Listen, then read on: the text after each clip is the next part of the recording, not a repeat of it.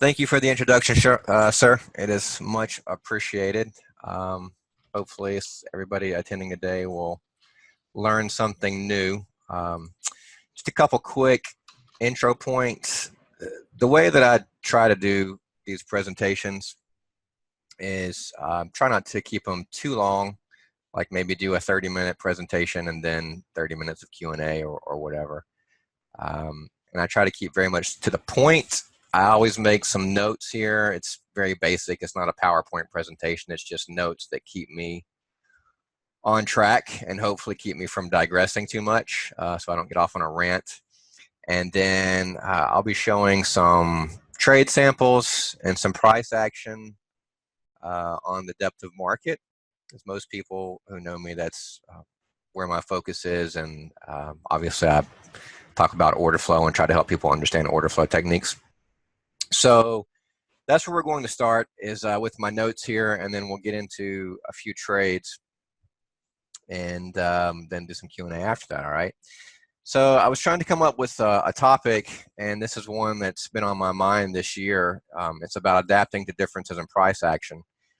And I have it titled High Probability or Coin Flip. So there's a few things here that I want to convey, and if it sounds basic to anybody, I apologize, but normally the people who attend these webinars are newer traders or at the very least newer to order flow, right? So I get some customers who may have been trading for 4 or 5 years, but they always were trading using charts and indicators, and some of them have never even seen the order book. So even if you're not new to trading, you're probably new to order flow itself. So what I want to do is take a few minutes to explain why the order book is important, and why, if you're day trading, again, this is the stuff that I discuss is definitely day trading. I mean, if you're a person who's looking to hold a trade for 5 days or a month, or play a fundamental style of trading, then this obviously isn't really going to be applicable. It is the same thing because ultimately the orders drive movement, but clearly if you think a stock's going to go up $20 in the next 2 months, then this isn't really applicable, right? So this is very focused on day trading techniques and short-term scalping type techniques, and I'll be able to hopefully show you why not everything is a coin flip, even when it comes to moment-to-moment movement. So let's start with the order book. So when people talk about order flow,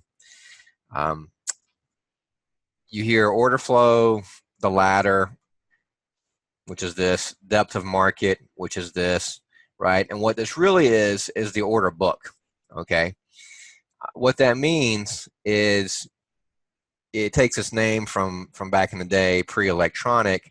There were books on the exchanges where the specialists had the orders. So a guy might call up, he wants to buy 5,000 shares. Another guy calls up, he wants to sell 3,000 shares at a certain price, and then those orders would be matched in the book, okay? So that's what this is. So what you're seeing in the order book are your orders for buying and your orders for selling. Now, when we talk about studying order flow and using order flow to make better calls, we're not just discussing bids and asks. And this is where I think a lot of people get confused right from the start, is they have an idea that the numbers move so fast, let's say, particularly if you're looking at a thinner market like maybe gold, and they say, well, you can't keep track of the numbers, they move so fast, I don't understand how it's useful. You have to understand that looking at the book isn't just about noting that, for example, there's 149 on the bid by 13 on the offer. Now that can be useful, and it's particularly useful in treasuries. And if you want to, let me just lay this out for you, because this is what I'm going to be using for my trade samples. On the left-hand side, we have the 10-year, we have the 30-year, we have the 5-year, I have the Ultra Bond, and then I have the E-mini S&P, and these are my primary markets that I watch and trade. A lot of people are not familiar with treasuries. I won't go into that too much today, but suffice it to say that treasuries tend to be some of the best markets for day trading and scalping, precisely because there's a lot of liquidity. and you will notice imbalances sometimes. For example, like right here in the 5-year, you see 1845 by 406, or you see 720 in the bonds by 126 on the offer. Okay, so that kind of an imbalance can be useful in certain situations, but we're not just looking at that. What order flow is really about is you're looking at the ebb and flow of the market and how it tends to behave on a day-to-day basis, on an hour-to-hour basis, and on a minute-to-minute basis, okay? And what it does is it allows you to get a good feel sometimes for whether or not the action is going to be slow or fast, whether or not there are probably stop orders placed at certain levels, even if they're technical levels, that's fine. But you know, a lot of guys looking at charts, when the bar gets to the level, they don't have any indication on the likely scenario to take place there. Do you buy for a support, or do you wait and play for a breakout and see if it goes lower, let's say, right? And what the order book can do, and again, this is at times, it's not every day or every minute, but at times, is it can clue you into the pace of the activity and give you a much better idea as to whether or not we're likely to see a stop run, let's say, through a big technical level, or whether or not that technical level, excuse me, sorry, may hold. Apologize, 1 second.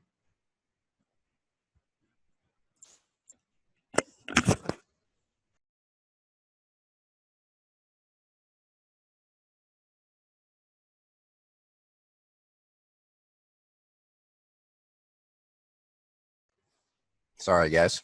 I had a brief coughing episode there. So, what we're trying to do here is we're always trying to figure out the most likely scenario to come from this point, right? Anyway, I can put this up. Let's see. It's not going away. Sorry, guys. This dropped down on me, and I'm trying to get it out of the picture here.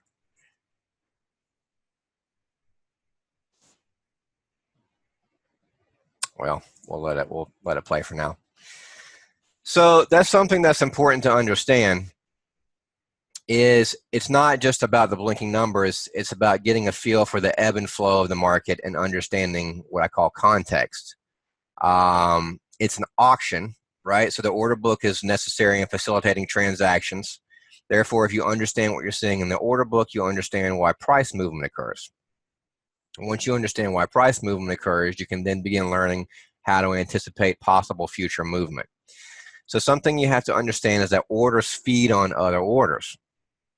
When the market is busy and there are a lot of orders in the book, a domino effect can occur, and this is how momentum and trends develop.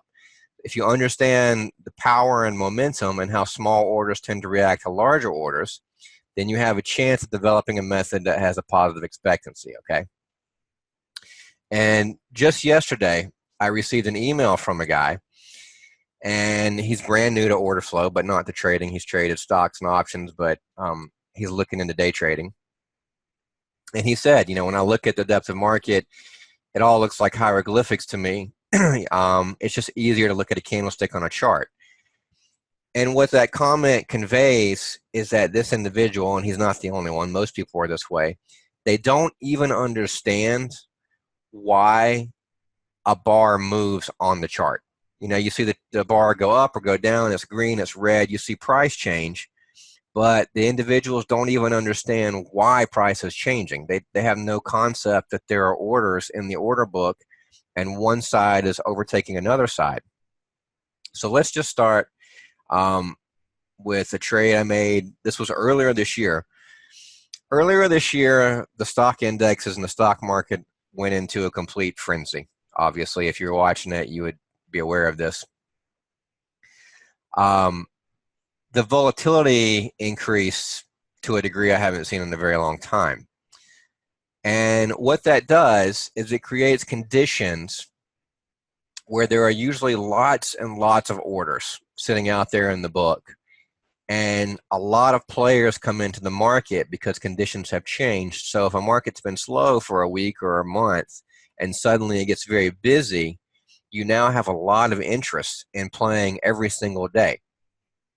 And this is what can lead to um, day after day of a volatile market, which can lead to sometimes very nice stop runs. All right.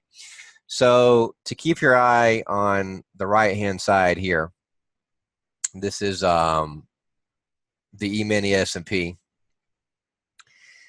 What was happening on this day is it was moving around, but not in a frenetic way or a frenzy, but it was definitely moving around. All right. So therefore, the opportunity for a fast move or for a momentum move to develop very quickly was high. So when we talk about high probability, right, it was a type of day where if the market was taking highs and lows or maybe touching highs and lows, you would see a sweep through the highs and lows much more frequently than you might see on a slow day like today, for example. I'll even show you, I recorded some of this morning's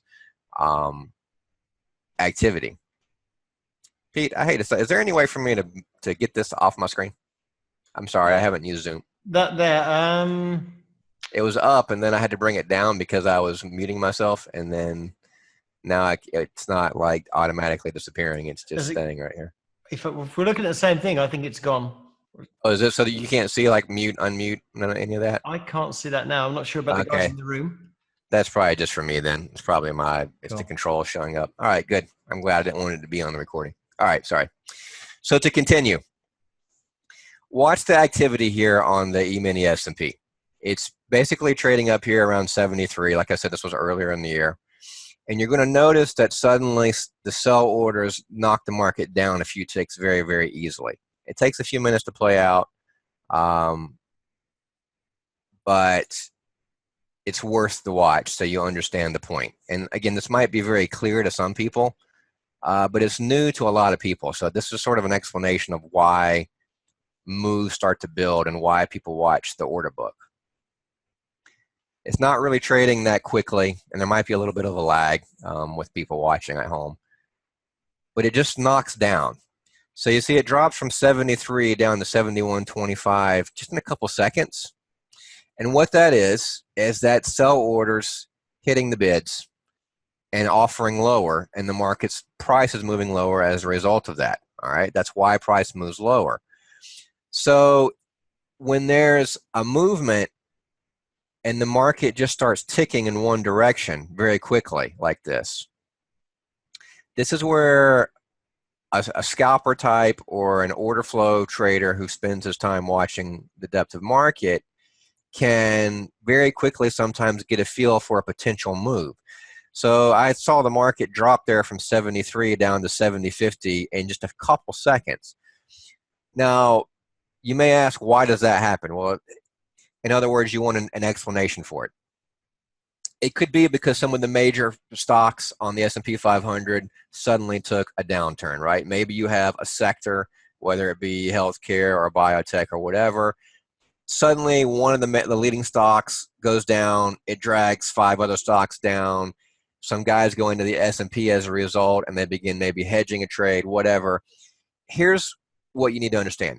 It is important to know why this happens, but what's more important is what's happening in the moment. And what's happening in the moment is sellers are hitting bids, and then price is moving lower, and it's moving lower very quickly, and conditions are such that the market may move 8, 10, 12 ticks, 16 ticks very easily because of the overall difference or overall conditions of the market.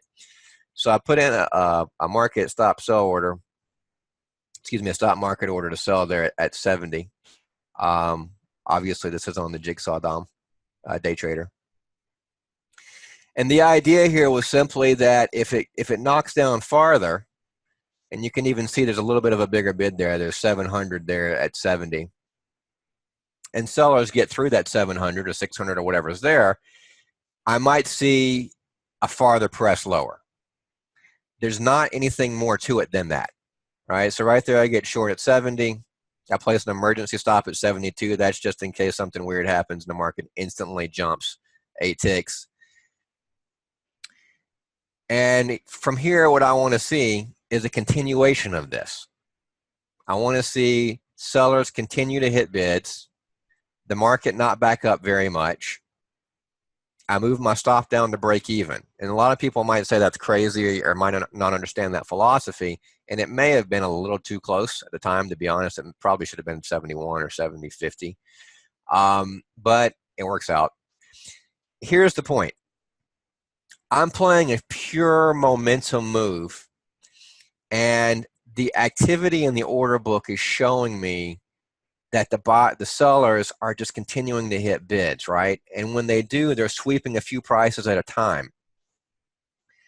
And that's what I want to continue seeing. And there I drop down my stop again. I lock in some profit no matter what happens. And watch what happens again here is they're going to end up taking through. These aren't lows here of the day, right? The low of the day is down way down below here. But it's moving down, and they just keep hitting the bid.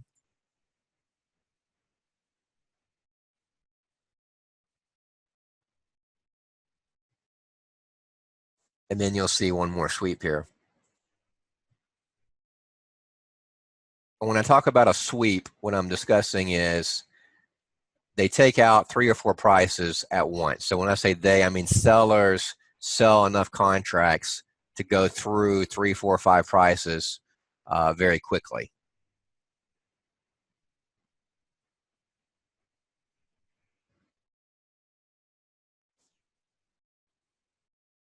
There you go, like that, right? So now you have a sweep down to that level from 68.50, 68.75 down to 67.25. I move my stop again, try to make sure I lock in some profit. If there's a quick sudden bounce, move it again. And this is what we call in the business, or what we call it crushing. So they're crushing bids. Right there, I decided to take the quick profit and bail it at 66.25. There's a reason for that too. I'll go over in a second. But if they're crushing bids or crushing offers, that is what this means. All right. And something that I want to show you, and I can back up to demonstrate this. As that market moved from 73 all the way down to about 65, when it starts moving down, it never backs up more than 2 ticks. And this is the ES, and the ES bounces around usually quite a bit. And this is a scenario, for example, they go down, right? Watch as it down ticks. And again, there's a point to all of this, not just, hey, this is one winning trade. I'm trying to show differences in the context. Down, down, down, down, down. And they're taking out these bids. And throughout this entire process, even as they're sweeping lower, they never back up more than 2 ticks the entire time. So they print. That is an indication that the power is on the sell side. All right. And the really important part of this to understand as a day trader is that there's zero reason to go against that.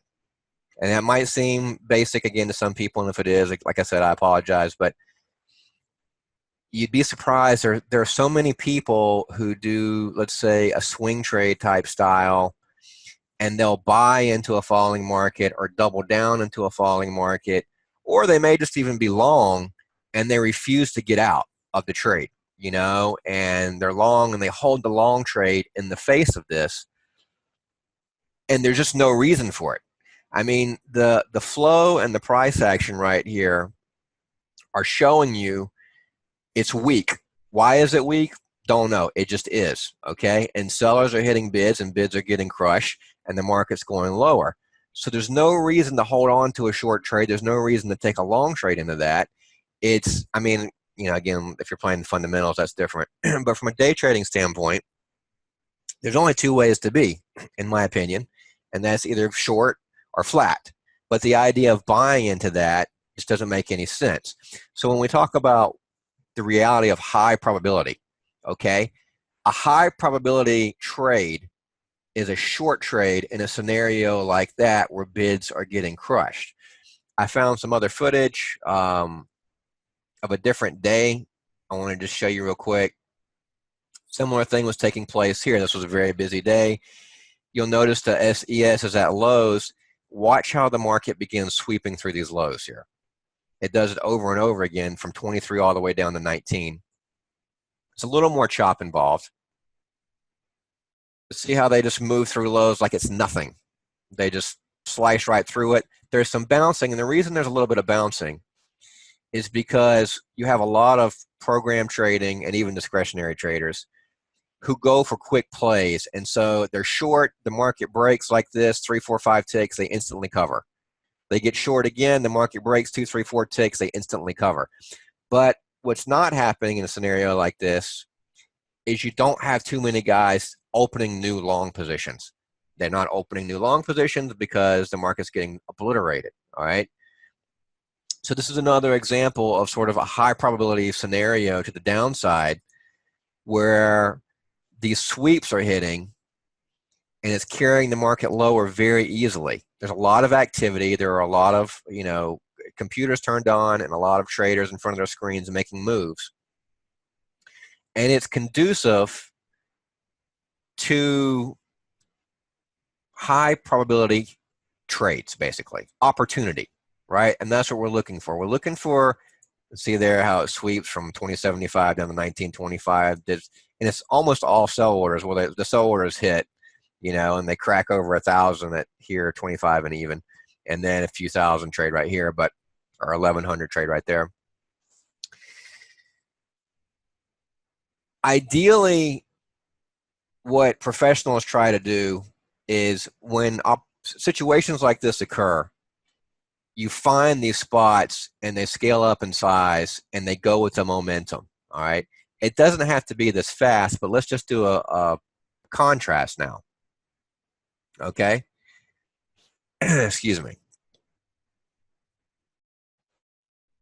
This is, apologies.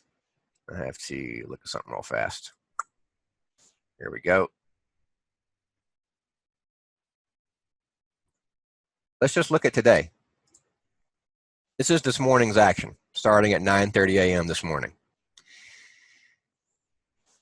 When the ES trades here, it opens up a little bit and there's some activity. But basically what happens is between 9:30 and 10:30, it stays in a fairly tight range. You can even see here off the open. It did bounce a little bit off the open. And then it pulls back in. And what becomes obvious very quickly is that you have a lot of orders that are willing to trade right in here between 22 and 26. And the volume builds and the market goes back and forth in here. And there's not any immediate press for overnight highs or overnight lows. And on that same type of a situation, if we go back to a different day, even a little slower, if we're looking at the activity here, we're looking at the ES again. The market trades down towards lows, but notice the speed of the activity, right? It's very, very slow. So when you're looking at a situation like this, and you can see that the activity is slow, there's not a lot going on, there obviously probably aren't going to be too many stop orders at highs or lows. There aren't going to be too many people that are too concerned about blowing out or exiting if they're wrong, right? Then if we're looking at a scenario like this, now, is it more likely that the market's going to crack and sweep on a day like this from 98 down to 95? Or is it more likely on a day like I just showed you, or two of the days like I just showed, when the market's very busy and there's a lot happening and you have a lot of stop orders set out there? So clearly, taking a short trade on a day like that, when the market is moving down very quickly and you can see they're crushing bids, is a higher probability trade than in a situation like this, where you have the market gets to a low like this and you can see there are no stop orders being set off yet. there are eventually a few set off. But the activity is slow. Nobody has to bail. Nobody is immediately selling from 98.25 down to 97. There's just not a lot happening, right? Even right here, you can see just a few orders are trading, 90 something trade there, a 5 lot, 7 lot, 9, finally trade at 98, then it backs up to 98.25, right? So the activity is much different. And what happened on this day is it did trade a little bit lower, but then it turns around and goes back up, right?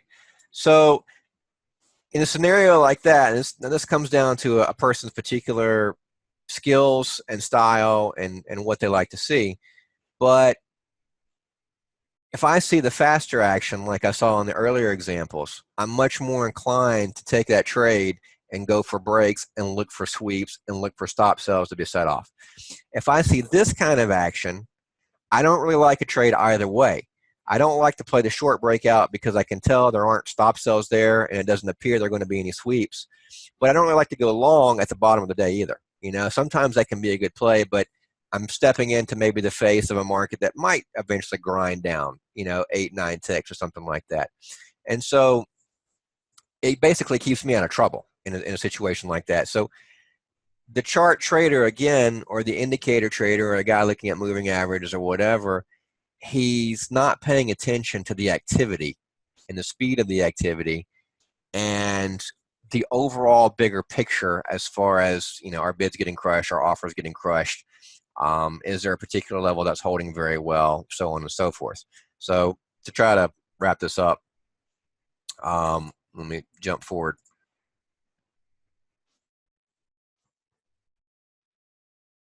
I wanted to show a treasury trade as well real quick. I'm going to scan through this fast forward because it took about 12 minutes for this to play out. But this was a day, I made a trade in the 10-year. Obviously, I make losing trades too. The point isn't to just say I make winning trades. But this was the type of scenario where I'm placing a buy order at the low. Well, the actual low is there, but that's the big low, right? That's where most of the volume traded. It's not that I'm just randomly buying the low of the day because it's technical support or because I think there's a double bottom or something like that. There was activity leading up to this as this market traded that kind of let me know the probability was there weren't going to be sell orders hitting into 12 half and 12 and driving the market to new lows, at least not at that point in time. It made sense based on the ebb and flow and the back and forth in the order book that the low would probably hold again. And so in a situation like this, if I take a long trade here, you know, I have a stop here, I'm really only looking to take 2 ticks, a 2-tick loss if I'm wrong. And I'm looking to get maybe 2 to 5 ticks out of it if the market presses back up. So for people who maybe aren't treasury traders, that might not seem like much, but it's more about trading a little bit more size. You know, not trading 1s and 2 lots, but maybe trading 5s and 10 lots, 15 lots. And going for fewer ticks because they're more liquid. So what happened in this trade was I ended up getting a fill here at 13. This was 11:30 a.m. Right there, I'm long 13s. It trades back and forth for a while. And then I'll just give you like a little bit of a heads up here. This is one of those scenarios where the imbalance actually starts to matter. So you can see there's 3,000 plus on the bid, 1,700 on the offer. And you'll see that the buyers end up bidding the price up a little bit. You know, it triggers some buying that stimulates farther buying. So you have orders that feed on more orders. Takes a second. There we go.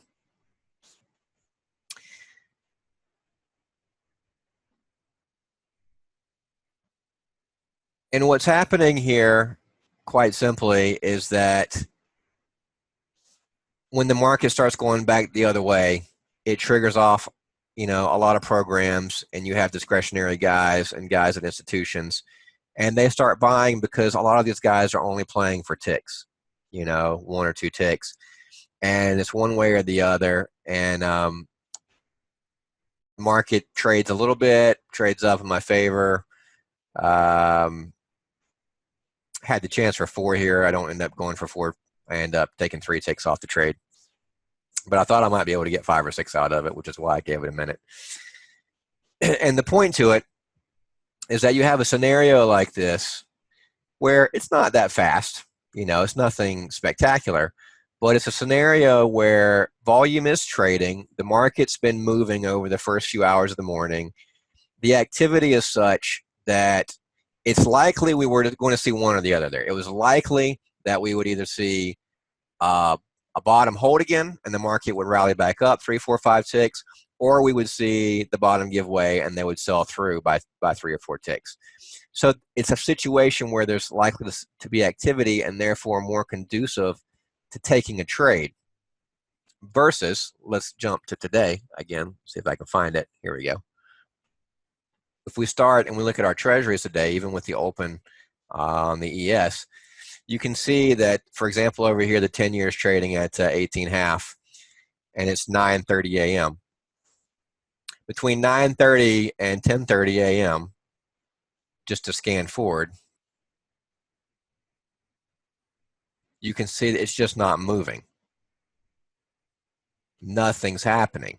So in a scenario like this, when I can clearly see nothing's happening, and there's a lot of volume trading between 2 and 3 prices over here, and there's not any quick, sharp movement, then taking a trade one way or the other doesn't make any sense. I'm not, in this scenario, going to take a short trade looking for this to hold. I'm not going to take a long trade looking for a breakout. It's too slow. Conditions are very different, right? So what I do is I sit there. Now, why does that happen today? It happens today because it's FOMC. So we have the FOMC meetings taking place. They took place yesterday. They take place today. They're going to make an announcement on interest rates today at 2 p.m. When that happens, usually the markets stay pretty slow. That's not a guarantee, but it's, probably, 3 out of 4 times the markets are slow, and then there'll be one time when there's a FOMC meeting and the markets will move quite a bit. But the point of that is, over the course of an hour, if I can see that the market's hardly moving in terms of price here, an hour later it's still trading 18.5 by 19. And the ES, a good example too, the ES did crack lows this morning briefly, and then immediately turned around and went right back into the range, right? That's context. That's conditions, and this is the kind of information you can discern from watching the order book. And granted, you can look at a chart maybe and see, like, over the course of 20 minutes, the bars haven't changed much. But it doesn't help you in examples like the first example, when maybe you're a guy watching a chart on the ES and all day long, or not all day long, but let's say for 20 minutes, the ES has been going back and forth between 74 and 71, and your bar chart doesn't pick up on the fact that the ES suddenly just swept from 73 to 70.50 in a way where you can see that sellers just hit every bid and the offers are following it down very, very quickly. Like so, right? And even there, a person may have an idea of a particular price they want and not realize that realistically they should just be in the trade. The market starts moving, it's going, there's no point in waiting, it's running, just get in the trade and go. If it doesn't work, it doesn't work, but that's the way that you play the momentum like that. So this will bring me to my, I guess, final point, since I'm already 35 minutes in. A big part of trading is waiting for the setup. So just to summarize all of this, the reason professionals are usually professionals and novice traders lose is A, they don't know the difference between a high probability scenario and a scenario where you just don't have any clues helping you out, and B, they can't wait for just the good spots.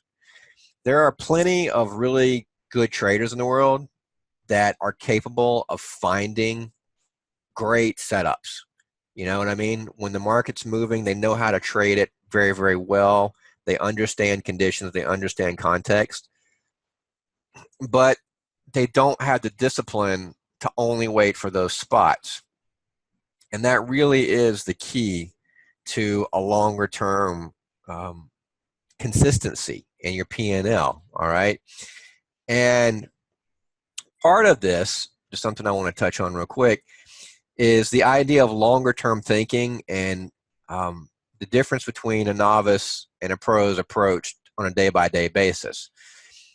Your normal retail trader, your guy who's just getting into trading, what he wants to do is he wants to log on every day and he wants to trade small size and he wants to make money every day because he's used to a job. You show up for work, you put in your 8 hours, and you collect a paycheck. And so if a guy sits down in front of a screen and he sits there for 4 hours, he wants money, whether it's 100, 200, 500, 1,000, whatever his goal is. That's the way he views it.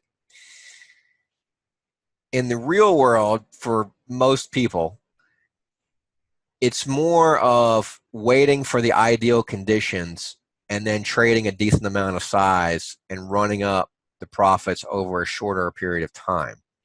So what happens is guys spend years building their skill set just so they can take advantage of the conditions that we saw this year between February and May in the stock indexes. A lot of people, particularly younger guys who have never seen that, don't know how to handle it. So if you're used to a market that grinds more and consistently dips and then goes back up, and that's all you've ever seen, you don't really know how to handle it. But if you've been around a while or you've built a skill set and you understand how to trade that volatility, you can have good day after good day for weeks in a row, making more money in a month than maybe you've made in the 3 months prior on a day-to-day basis. The issue is that you never know when those times are going to appear, so you do have to show up every day to see if the activity is good.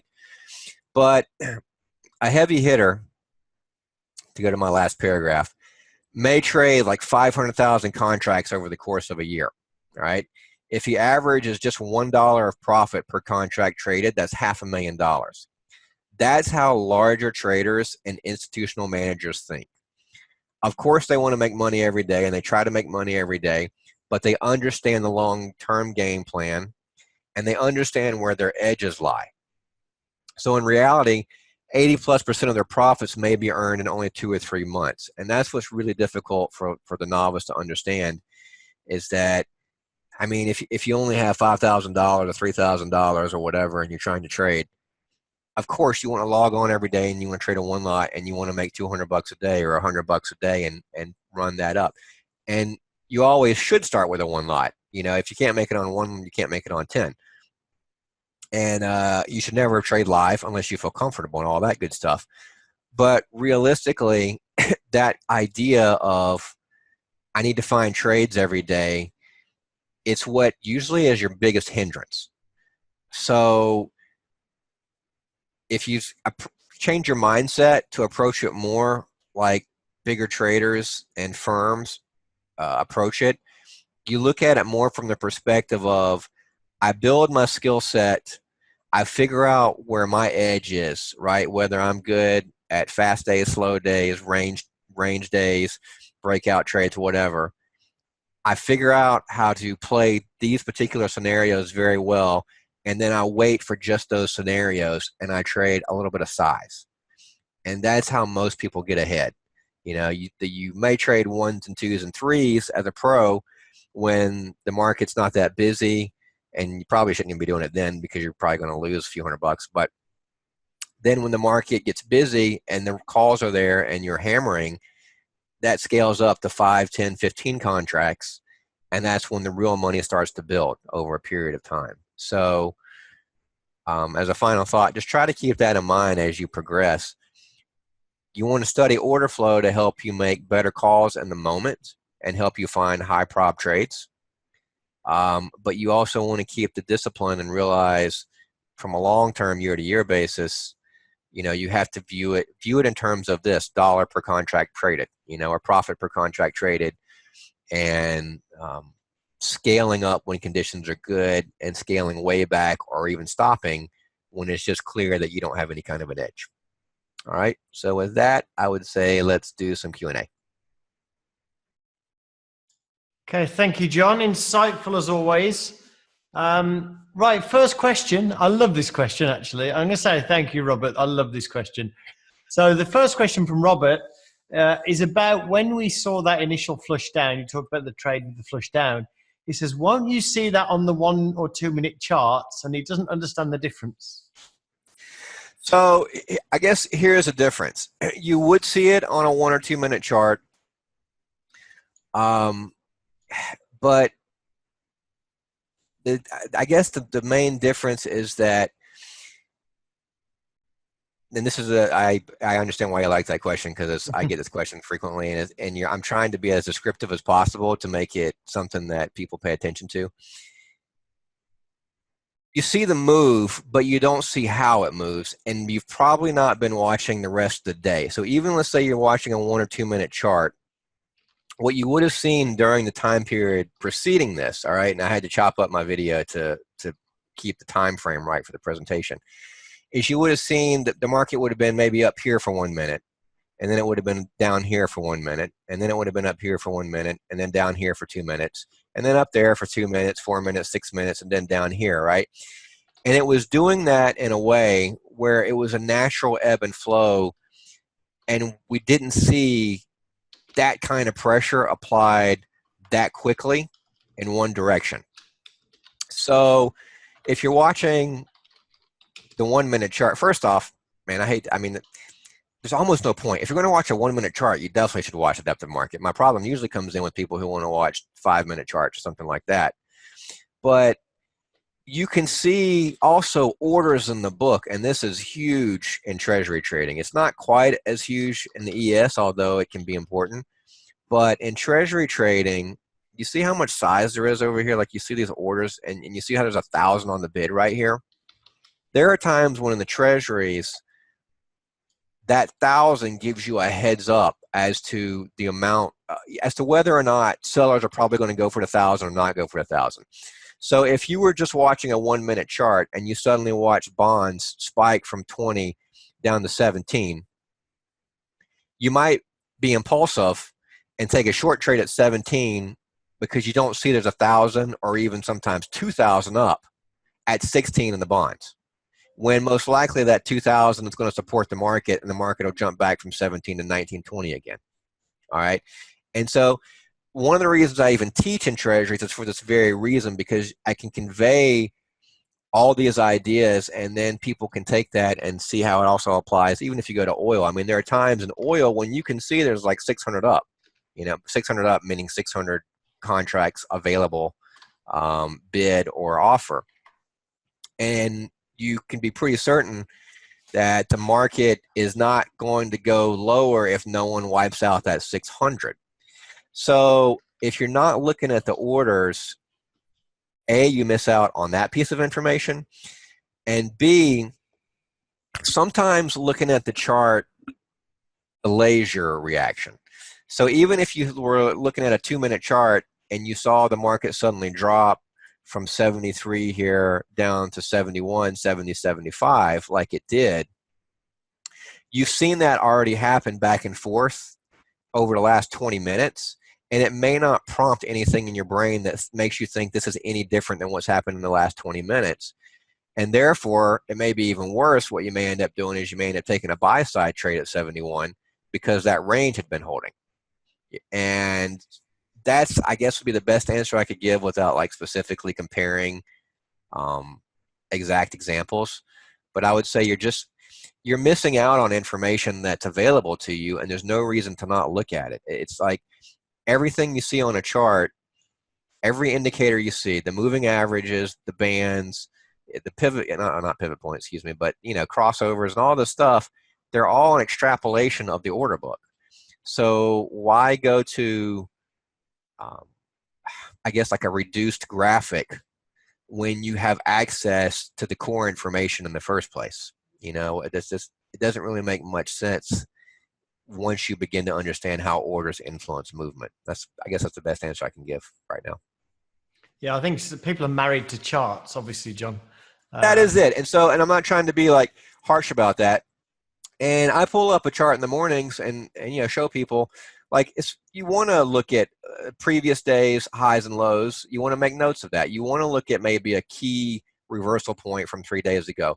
But go ahead and look at that and then just make a note of it on the ladder, on the depth of market. That's what this column's for. This is like an alert column that I use for market resistance and support levels, potential support levels. Make a note of it.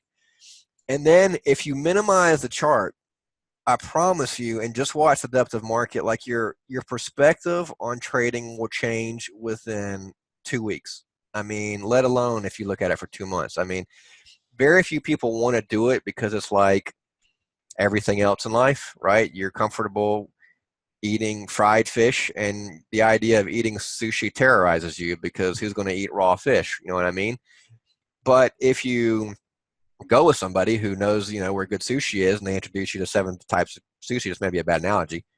Maybe you hit on one, just trust somebody else's judgment for a minute and try it and see what happens. And so many people are caught up with their comfort zone that they won't take time to try something new. And I guess the second part of that equation, that sushi analogy was a terrible analogy. but the second part is I have worked in proprietary trading firms. The first thing you see when you walk into the office is this, okay? If you will look at some of the legitimate prop firms that are out there and they advertise online, and you look at the pictures of their offices, this is what you see. You'll see guys that have 2 screens, and they don't have charts up on 2 screens. They have, 7 depth of markets up on each screen, watching 14 different depth of markets, because maybe they're watching different exchanges and whatnot. There's a reason for that. There's a reason the people in the business tell you to look at the order book. So I guess that kind of comes down to, take a leap of faith and just try something new, and see what happens. Absolutely. Right. So Alex is asking, hi, Alex. I use a regular at the webinars. For treasuries and days like today, like FOMC, do you look at any correlated Forex or other markets like USD Euro to give you an indication of where the 30 and 10 might be going? I really don't. On days like today, actually, they tend to move inverse of the stock indexes, which I can even show you here. They were this, where was it? The ES cracked a low here, right there. And you see like treasuries are ticking up a little bit. And as the ES cracks this low, you can see treasuries uptick, one more tick.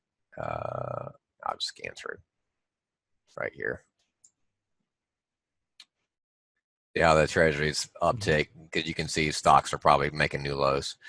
So on days like today, sometimes there's an inverse correlation there, but more importantly is like that's exactly the kind of situation you don't want to get sucked into playing, because the activity is so slow, right? And what happened there was they ticked up, and then the ES turns around, and then treasuries fall back in like a tick or two right there. See that? And you're sitting in chop, and you can already know you should already know it's going to be choppy because of the way the market's been behaving up to that point. So just be really cautious about looking for those correlations. I always tell people, if you think whatever market you're trading, just primarily watch that market. If you think the ES is going to make new lows, don't buy treasuries. If you think treasuries are going to make new highs, don't sell the ES, or whatever correlation you think you may have found. Make the play in the product that you're watching. Good advice. Right. So one easy question, I think, John. John's asking, I'm wondering how one can tell in the treasuries which side has control in a particular moment. Just power. So going back to like the trade that I made, this trade, if you're looking at the moment, but see, this is where you have to anticipate, obviously. Over the course of this day, sellers had the power because the market had traded lower, but then when they hit a certain point, the buy side always stepped in. So when the buy side would step in, then the buy side would take over and the power would be back up a little bit, right? And that's what happened here. The sellers do have control, but for the trend of the day overall, but in the particular moment, and this is what we want to focus on, this is what scalpers focus on. This is kind of the method that, I try to help people understand. As a scalper, what what I watch for and then try to anticipate is, okay, yeah, the sell side has the power at the moment, but is going to flip and the buy side going to come in again at the lows.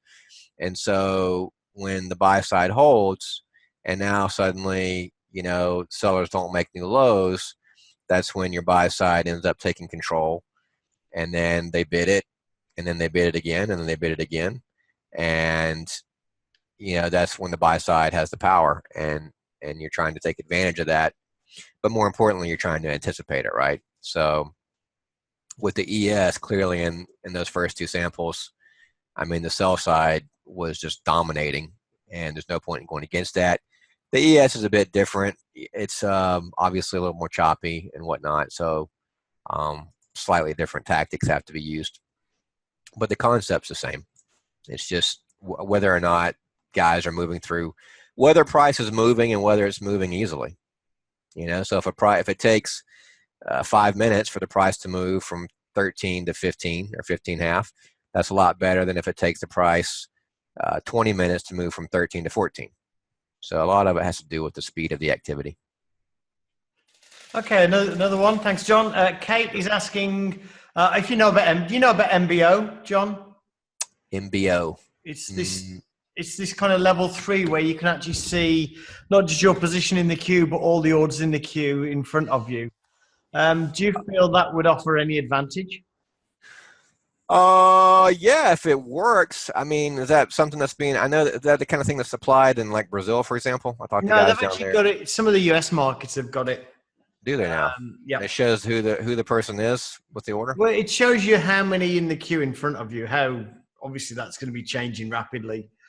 Yeah, I mean, knowing what's in front of you, I mean, you even have the estimated position in the queue. Mm-hmm. That's not really, it's helpful if you're very, very early. So if you happen to notice that, particularly in treasuries, if there's 5,000 bid and you happen to have an order sitting there and you're in the first 100, that's fantastic. You know what I mean?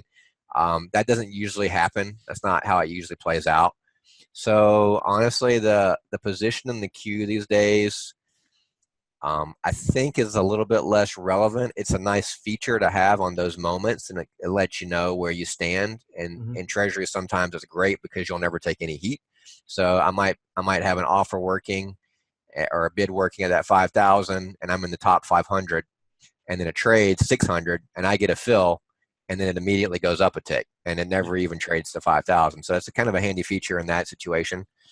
But the orders move so quickly now, and the cancellations take place so quickly. That's another thing. Like spoofing is still, it happens every day, right? So I don't think that's such a big deal. If you were able to see the other players, that would obviously be huge.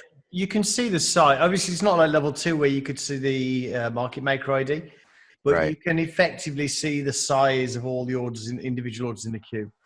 Gotcha. It's if there's one big order there, yeah, but unfortunately, they're also usually broken down. I mean, you know this, right? So if a guy or if a company or firm is working an order for 200 contracts, that may be split up into 10, 20 lots. You know what I mean, right? Something like that. So it's kind of it's not as helpful as one would hope it would be. Yeah. All right. Thanks, John. Okay. So next question. You still good? You still got power? Me? You still have power? You still have the energy for more? Oh yeah. As long as people want to ask questions, I'm happy to answer questions. I just didn't want to dilute them with too much rambling. No, I think they're good. Do you look at VWAP when you trade in the treasuries? Not really, only because it changes. I'll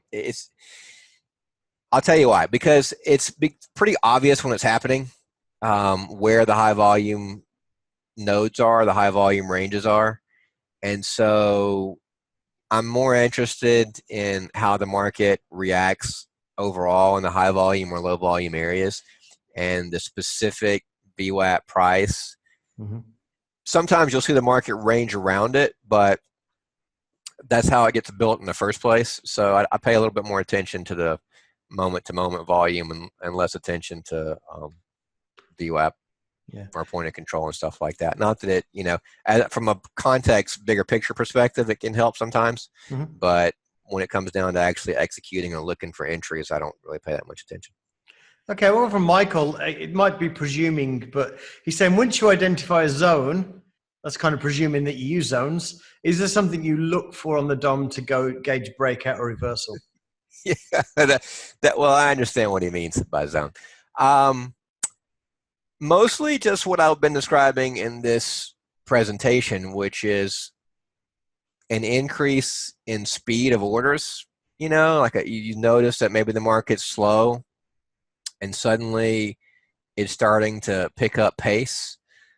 Um, and also just whether or not orders are holding, very, very well. I mean, um, on a day like this, let's say treasuries have moved down, I'm perfectly fine taking a buy side trade at 13, looking for a bounce, but I'm not going to take a buy side trade at 15 because the overall context is lower. The trend's been lower. The sell side's controlled the market all day, right?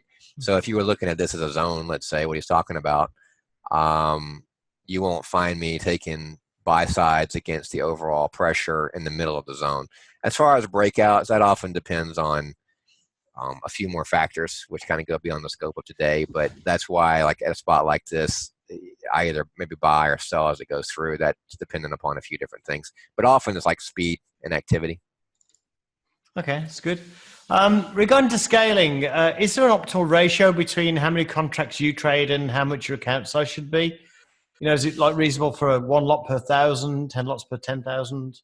Oh, yeah. I mean, that's going to be dependent upon your skill set, obviously, and how well you do and how well you manage risk. I typically say that, let's say margin on a contract is $500. Have another 500 to 750 for potential drawdowns, particularly like in a 10-year. That's so 1,000 to 1,250 per contract. Reason being, if you actually do draw down that much, if you draw down 750 trading the 10-year on a 1 lot, you should stop.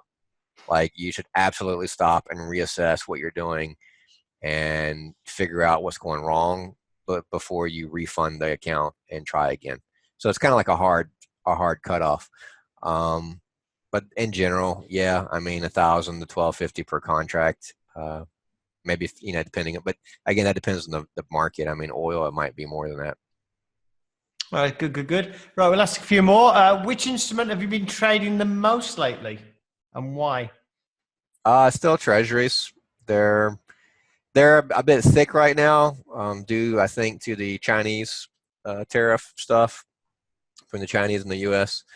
But they're my primary market because I know them well. I think most people who know me or have looked at my website at least know that I recommend them because the liquidity in them can be perceived as a negative at times because yes, they'll have days when they're very, very slow and they'll trade 3 prices. But there are other moments when that liquidity allows one to see things in the order book, which makes for really good high probability reads. So that's the market I usually pitch. I trade the ES too some though. It just depends on what's going on. If it's grinding higher or lower, or if it's fast. It slowed down a lot from May. I mean, it's been moving, obviously going higher, but that volatility between February and May was much more interesting, I think, than it's been in August and September, let's say, in terms of catching sweeps and all that kind of stuff. So those are the main markets. I don't really dabble in oil or gold or anything like that. Okay, so it's an interesting one. Sometimes we need more sellers to go higher. Obviously, sometimes you need to just shake it. If you've been going up too long, sometimes you need a bit of a shakeout. So how do you read that? From your perspective, how do you read that? When we pull him back, that it's not really it's not a reversal. It's just shaking off a few sellers. Um, so my take on that is a bit different than most people's. I'm not a fan of pullback trades. I think that most people I know that's probably their weakest trade overall if they break this down. Let me give a quick plug to your. This is a prime example of when I can use this. It fits perfectly. Yeah. Peter and I were discussing the journalytic stuff earlier, and there's the economic news stuff is on the page. You can look up a bunch of different stuff, and so with the features you were showing me, you can make notes. So when you take a trade, while you're in the trade, you can take a note, or you can actually, you should probably, if you're scalping in a fast market, you shouldn't do that. You should just watch the trade and then make the note after you exit the trade. That would be my advice to you. But you can make notes, and you can even do it with voice activation. So you don't have to type. If you're not a typer, you can just click a mouse, or I guess click the button, and record your thoughts on a trade. So where I was going with that, as you're talking about, like, let's say the pullback trades, every time you make a trade, you can classify it. And you do a trade and you say, all right, I'm taking a breakout trade through highs because I see the activity is busy. And then you say, this range has been holding for the last 30 minutes. I'm going to take a range trade because I think it's going to continue holding. Or here, market's pulling back, I'm taking a pullback trade. And split up your trade assessment in that way, and you'll start to find what's working and what's not. And most of the guys I have taught who start splitting off their pullback trades realize that those are their least successful. So I think the reason for that is so many orders change around on a second-to-second basis with the high frequency stuff, particularly also just playing cash versus futures between stocks and stock index futures, let's say, that once the markets, let's say, bounced pretty hard, it's moved, let's say the S&P has dropped in 12 full points over the day, right? It's dropped from 66 down to 54. Once it goes from 54 back up to 57 or 57, 50, 58, a lot of the people who were involved between 66 and 54 are already out. And I think that's what the novice trader also doesn't understand. Like the volume that's trading, the novice puts on a one lot and thinks that he needs to hold, for the whole ride. And the programs and some of the discretionary guys, what they're doing is they're selling 66, buying 65, selling 64.50, buying 64, selling 63, buying 62, and so on and so forth through that whole move. And as long as the move's continuing, they're staying on one side. But then once it bounces, they stop doing that. So now trying to figure out whether or not you're going to have a brand new wave of programs come in after the market's retraced 6 points is pretty difficult, in my opinion. So I guess the short answer would have been that's something that I don't really look for much, to be honest. I try to stay away from pullback trades. Yeah. There's an interesting one. There's a couple of questions. One is saying, is this the DOM that John uses? Obviously it is. It is. People asking, do you use some of the other facets of Jigsaw too? And somebody's also asking about whether you use like the heat map, stuff like that. I know the answer, but go ahead. Okay. So, and obviously no reflection upon any of the products. Here's the quick background, and you already know this, Peter. Yeah. When I was learning, I didn't even have a DOM like this, like these center columns here. I didn't even have that, which is the greatest invention of Jigsaw ever right there. I was learning on a different depth of market, and all I had was bids, asks, volume profile, and then transactions, but the transactions weren't even split between uptick, downtick. It was just transactions. There were no heat maps. There were no strength meters. There was no journalytics. There was none of the stuff that exists today. Therefore, that's how I had to learn, and that's what I know. So I only watch the depth of market because this is what I know, and it's how I'm in tune with the markets. But newer traders absolutely can look at the strength meters to get a good feel when one side's picking up steam, and overwhelming the other side. The heat map to identify just maybe particular areas. I know where the circle gets bigger, and you see, oh, they're hitting a lot more resistance, at a price of X than they were at the price of Z. So keep that in the back of my mind, so on and so forth. So like those tools, I think, are very beneficial to the novice trader, but I reduce it pretty much to the core information because that's just what I know. I'm sure if I had grown up with footprints and heat map and everything else, I probably would use that stuff, but it doesn't really work for me because it takes away from what I already know. Yeah, and to be honest, John, the prop firms that I know as well, that they're teaching people, they're not using heat maps at all. No, So I mean it's not because I know like you made it, and if I'm not mistaken, I think you created that out because people requested it. yeah.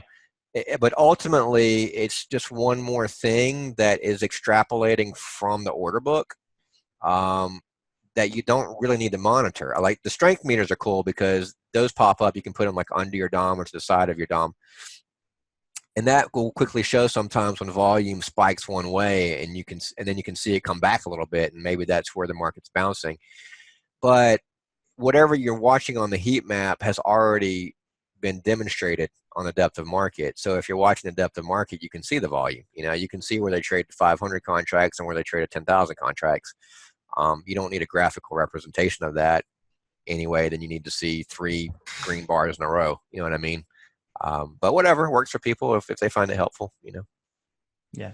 Okay, we'll just do one more. I'm just going through. There's a lot and probably too many we can get through. It's just volume profile. Do you look at the volume profile for the entire day, or do you ever reset it from time to time? I keep the volume profile up for the entire day. Yeah, I found that the overnight action can be very, very important in terms of volume. So something that took place during the European markets, let's say at 4 a.m., that activity may have contributed to U.S. movement, and that volume or that area will be important throughout the U.S. Day. You know what I mean? So 5 hours later, I want to know that 20,000 contracts traded here because that might be important. I don't dismiss it. I know some people like to reset the stocks on the 9:30 open, but I found the same to be the truth there too. Like if there was a high volume area overnight in the stock indexes, that usually creates at least some chop, if not full on support or resistance. You see it. You see the market slow down when it gets there. So I don't see why you'd want to knock it off. But that's just me. Right, and then have you got anything to show us, John? I know you've got an event coming up. Could you tell us about that?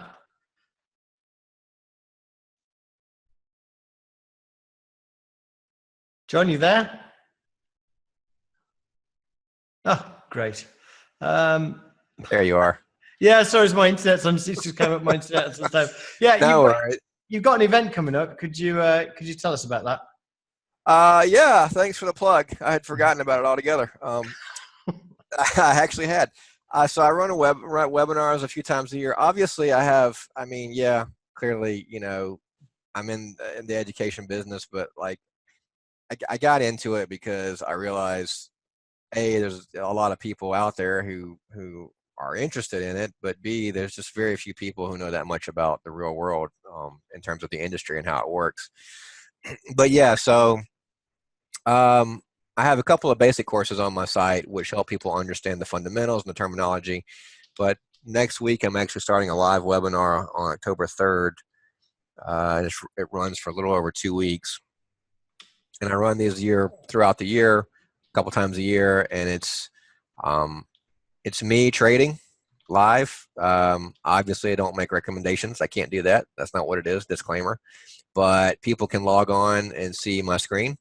And I walk through like my trades. I explain why I'm taking them, why I'm exiting. I give the warm up in the morning, what I'm looking for, and then there's an instant messenger, and people can send me questions, and we do a Q&A every day at the end of the day.